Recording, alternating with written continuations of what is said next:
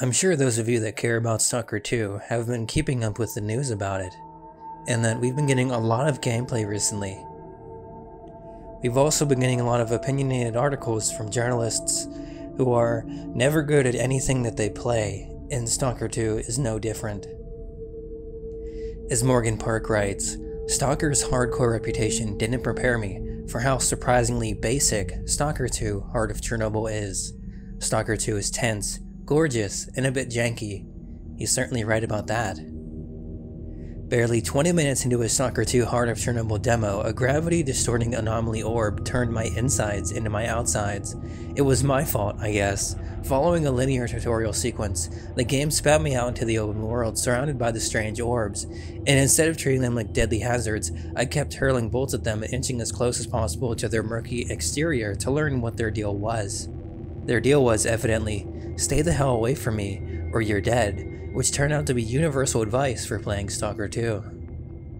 The best thing going for Stalker 2 is how weird it is. It's far less structured and AAA video gamey than games I expected it to resemble like Far Cry or Metro Exodus.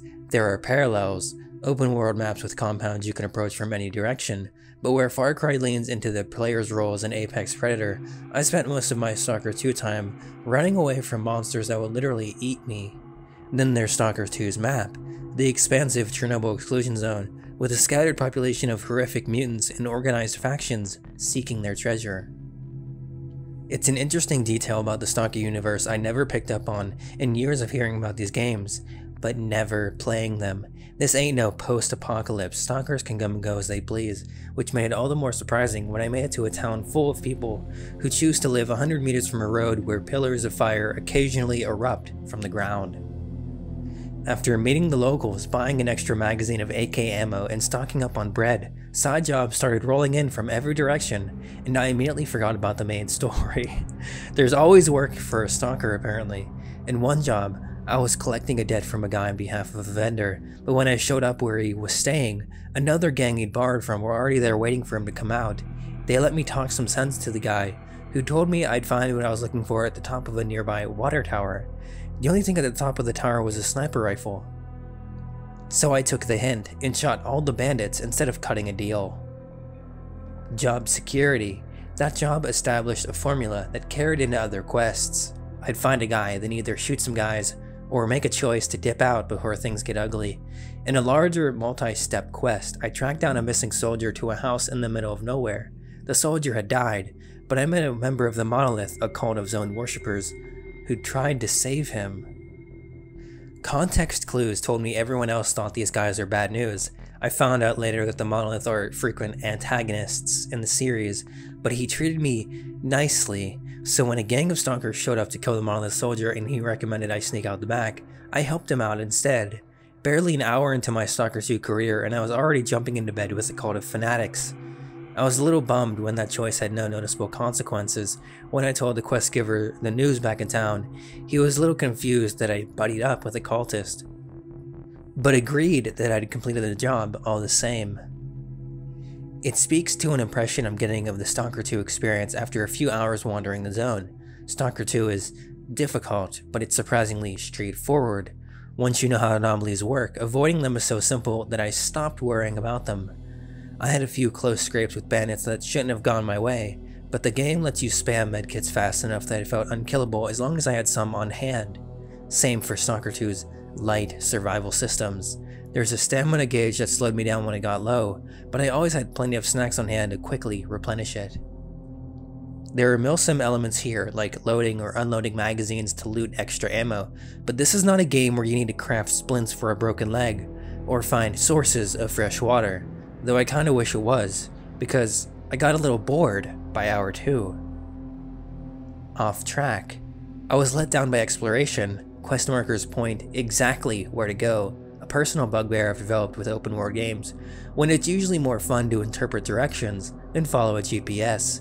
I usually like to take the long way around in open world games, hitting up points of interest along the way, but sticking to roads in Stalker 2 was apparently signing up for hard mode. Bandits love to spawn in the trees for a quick ambush every few minutes.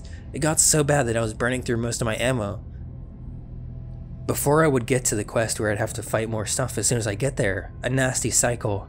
So I ditched the road less traveled approach and walked in straight lines from where quests started to where they ended, tucking behind trees after every unfamiliar noise, and hoping I wouldn't attract packs of mutant dogs along the way. The rising tension of conserving ammo over long stretches and trying to sneak around unnecessary fights adds to Stalker 2's horror, but I wish the game would chill out sometimes and let me exhale. Maybe this is antithetical to the DNA of Stalker, but I don't want to go fight or full stealth mode every 90 seconds like I'm in Escape from Tarkov.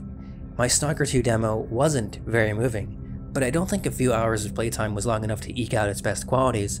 I struggled to find a groove in gunfights or get comfortable conserving ammo when it often took 3 rifle headshots to kill a single bandit.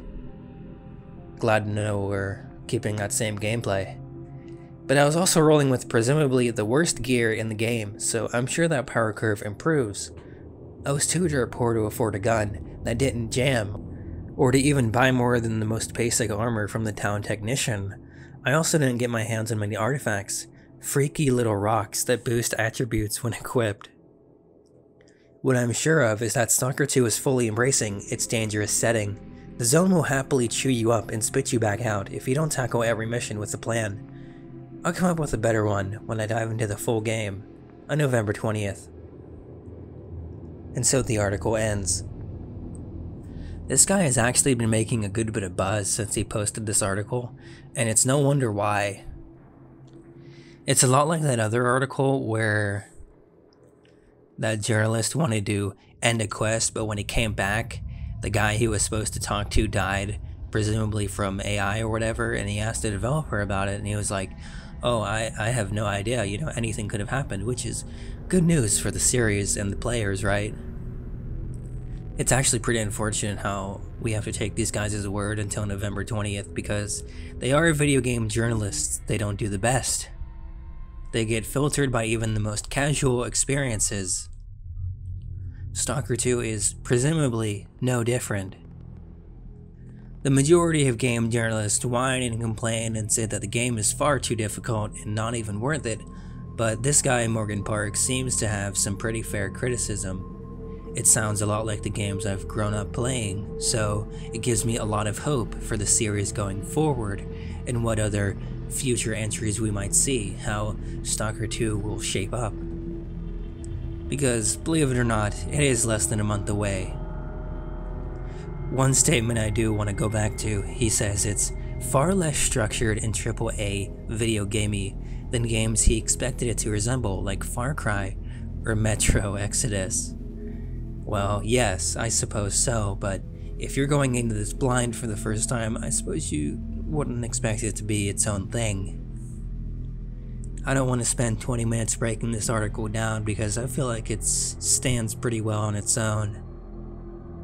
He speaks in a straightforward tone, he lets you know what's happening, and gives you information in a pretty digestible manner. There's no reason to attack this guy or take anything apart here. I do wonder if we'll have another wave of information like this, just a bunch of gameplay videos, a bunch of articles, maybe a week or two again before the game releases, because we are closing in on a month left. Anyway, that's all for today. Here's to the next one.